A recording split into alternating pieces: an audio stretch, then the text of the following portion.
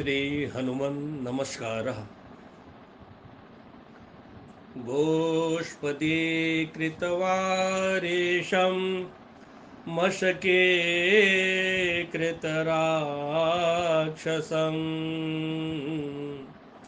रामायणमहामाला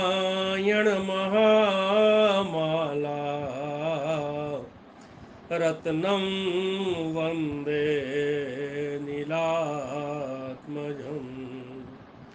अंजनानंदनं वीरं जानकी शोकनाशनं कपेशमक्षहन्तारं वन्दे लंका भयङ्करम् उल्लङ्घ्य सिन्धोः सलिलं सलीलं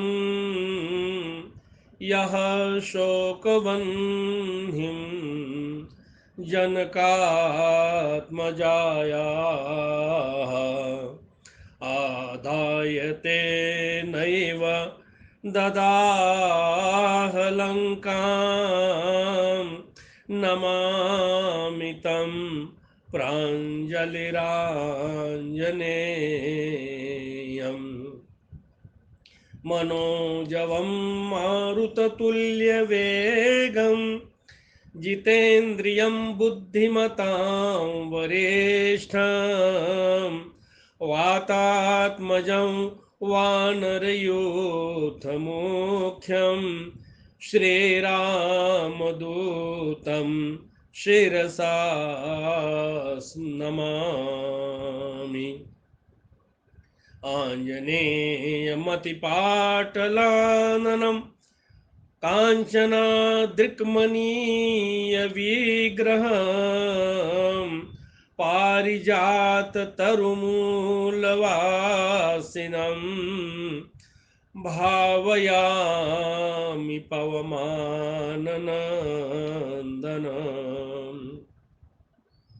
यत्र यत्र रघुनाथकीर्तनं तत्र तत्र कृतमस्तकाञ्जलिं वाष्पवारि परिपूर्णलोचनं मारुतिं नमत राक्षसान्तकम्। प्रेम से बोलिए श्री हनुमान जी महाराज की जय। जगत के 7 चिरंजीवियों में जिनकी गिनती होती है, ऐसे श्री राम भक्त हनुमान का जन्म चैत्र की पूर्णिमा के दिन हुआ।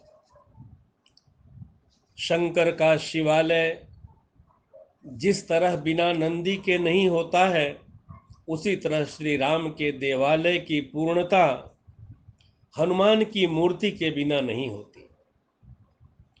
भक्त बिना भगवान अधूरे हैं, इस भाव का दर्शक इस घटना से होता है। रावण की लंका में जाने के लिए भगवान राम को पुल बांधना पड़ा, जबकि हनुमान जी कूद कर पार कर गए। हनुमान की कूद से भक्त की महिमा बढ़ गई। जिस तरह पुत्र के पराक्रम से बाप आनंदित होता है, शिष्य से पराभूत होने में गुरु गौरव का अनुभव करते हैं, उसी तरह भक्त की महिमा वृद्धि में प्रभु प्रसन्नता का अनुभव करते हैं। जिसका चिंतन भगवान स्वयं करें, ऐसे महापुरुषों में हनुमान जी एक हैं। मानव तो उनका चिंतन करेगा ही। आज हजारों वर्षों से जन समुदाय के हृदय में राम जैसा ही आदरणीय स्थान हनुमान जी को प्राप्त हुआ है। उत्तरकांड में राम हनुमान को प्राज्ञ, धीर, वीर, राजनीति निपुण वगैरह विशेषणों से संबोधित करते हैं। इससे हम उनकी उच्चतम योग्यता की कल्पना कर सकते हैं। हनुमान सीता की शोध करके आए, तब श्री राम कहते हैं, हनुमान तेरे मुझ पर अगणित उपकार हैं, इसके लिए मेरे एक एक प्राण निकाल कर दूंगा तो भी कम होगा, क्योंकि तेरा प्रेम मेरे लिए पंच प्राणों से भी अधिक है। इसलिए मैं तुझे सिर्फ आलिंगन ही देता हूं। एकैकस्योपकारस्य प्राणान् दास्यामि ते कपे। राम कहते हैं कि हनुमान ने ऐसा दुष्कर कार्य किया है कि लोग जिसे स्वप्न में भी नहीं कर सकते। धन्य है हनुमान कि वानर होने पर भी जिनको प्रभु ने स्वमुख से पुरुषोत्तम की उपाधि प्रदान करके अपने साथ स्थान दिया।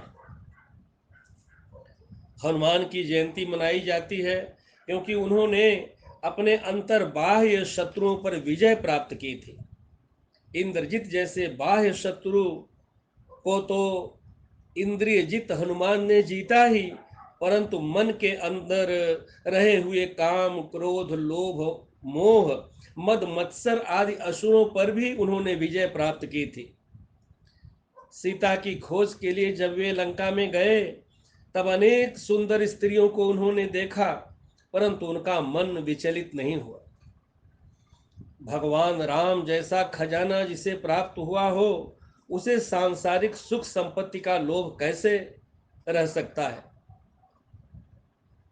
मैंने जो कुछ भी किया वह राम की शक्ति के कारण हुआ है, ऐसी अंतःकरण की भावना हो तो मद और अभिमान आ ही नहीं सकते।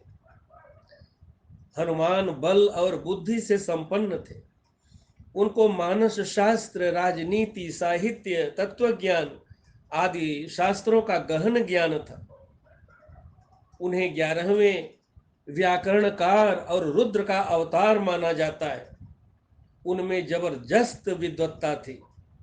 वे बुद्धिमताओं वरिष्ठम थे। उनकी वक्तृत्व शक्ति भी अजब थी। हनुमान की वाणी से मानो ज्ञान निष्ठ, वैचारिक प्रवाह और सरल होने पर भी अर्थ गंभीर भाषा प्रवाह बह रहा हो, ऐसा सुनने वालों को लगता था। हनुमान का मानस शास्त्र का बहुत ही गहरा अध्ययन था। उनकी कार्य निपुणता और विद्वत्ता पर राम का अत्यधिक विश्वास था। विभीषण शत्रु राज्य का सचिव और रावण का भाई राम के पास आता है, तब वह किस हेतु से आया है, उसे स्वपक्ष में लेना या नहीं, इसके लिए राम के सलाह पूछने पर सुग्रीव से लेकर सभी लोग ऐसे आपत्ति काल में विभीषण को स्वीकार करने को ना कहते। सबकी सुनने के बाद राम ने हनुमान का अभिप्राय पूछा। हनुमान ने तुरंत उसे स्वीकार करने को कहा। राम ने हनुमान का कहा मान्य किया, क्योंकि मानव को परखने की हनुमान की शक्ति को राम जानते थे। सीता की खोज का कार्य भी राम ने जितने विश्वास से उस पर सौंपा था, उसने उतने ही विश्वास से उस कार्य को पूर्ण किया। सुंदरकांड हनुमान की लीलाओं से भरा हुआ है। भगवत भक्त की लीला प्रभु को और तपस्वाध्याय निरत ऋषियों को भी सुंदर लगती है। इसीलिए जिस कांड में हनुमान की लीला है, उसका नाम सुंदरकांड रखा गया है। हनुमान जी स्वतंत्र बुद्धि और प्रज्ञा शक्ति वाले थे। अशोक वाटिका में आत्महत्या के लिए प्रवृत्त हुई सीता को प्रभु राम का समाचार देने से पहले उन्होंने वृक्ष के पीछे खड़े रहकर इक्ष्वाकु कुल का वर्णन करना आरंभ किया। इस तरह हनुमान ने मानसिक भूमिका तैयार करके सीता जी के हृदय में विश्वास निर्माण किया। उसके बाद ही रामदूत के रूप में उन्होंने अपना परिचय दिया। लंका दहन हनुमान की मरकट लीला नहीं थी, लेकिन राजकारण विशारद व्यक्ति का पूर्ण विचार से किया हुआ कृत्य था। लंका दहन में पूर्ण राजनीति है। उसके द्वारा उन्होंने लंका की राक्षस प्रजा का आत्मविश्वास खत्म किया। लंका दहन करके हनुमान ने युद्ध का आधा काम पूरा कर दिया। हनुमान राम के पूर्ण भक्त थे। वे तीक्ष्ण बुद्धिमान प्रत्युत्पन्न मत्ती थे। राम का उनके प्रति पूर्ण विश्वास था। रावण की मृत्यु के बाद सीता को संदेश देने के लिए राम हनुमान को भेजते हैं, क्योंकि हर्ष का समाचार सीधे मिले तो शायद हृदय बंद होने की संभावना होती है। अयोध्या में प्रवेश करने से पहले भरत के चेहरे पर राम के आगमन से विकार होते हैं या नहीं, यह देखने के लिए भी वह हनुमान को ही भेजते हैं। अर्थात इन नाजुक प्रसंगों में महत्वपूर्ण कार्य पूर्ण बुद्धि चलाकर हनुमान ही कर सकते थे। नाजुक से नाजुक और कठोर से कठोर काम भी हनुमान सफलता से पूर्ण करते थे। हनुमान का दास भाव भी उत्कृष्ट है। राम हनुमान से पूछते हैं, तुझे क्या चाहिए? तब मेरी आपके प्रति प्रेम भक्ति कम न हो और राम के व्यतिरिक्त दूसरे के प्रति भाव निर्माण न हो, इतना ही चाहिए, ऐसा जवाब उन्होंने दिया है।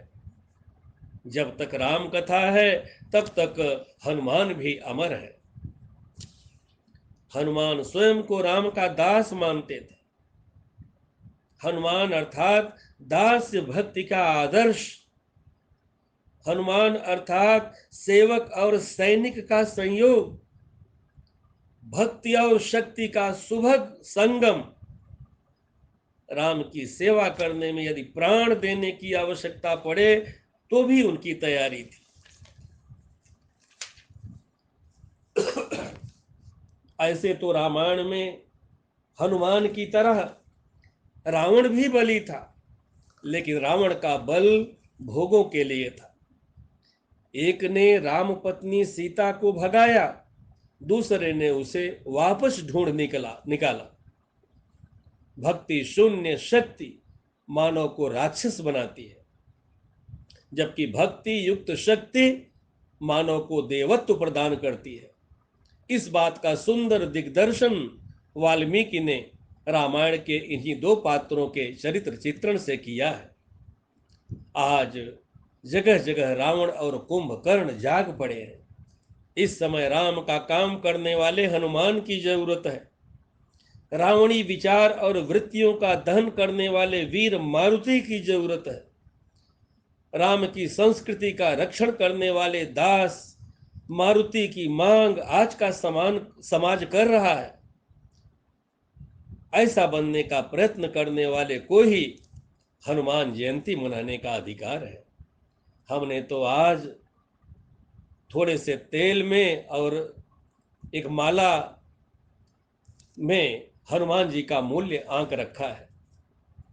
शनिवार के दिन इतना अर्पण करके सिंदूर का टीका लगाने से हमारी सारी भक्ति मानो समाप्त हो जाती है। राम के सेवकों की और सैनिकों की जिस समय जरूरत है तब सोते रहेंगे तो उचित नहीं होगा। हमें उठना होगा, जागना होगा, हनुमान जी की तरह राम कार्य के लिए कटिबद्ध होना पड़ेगा। जय हनुमान, जय श्री राम।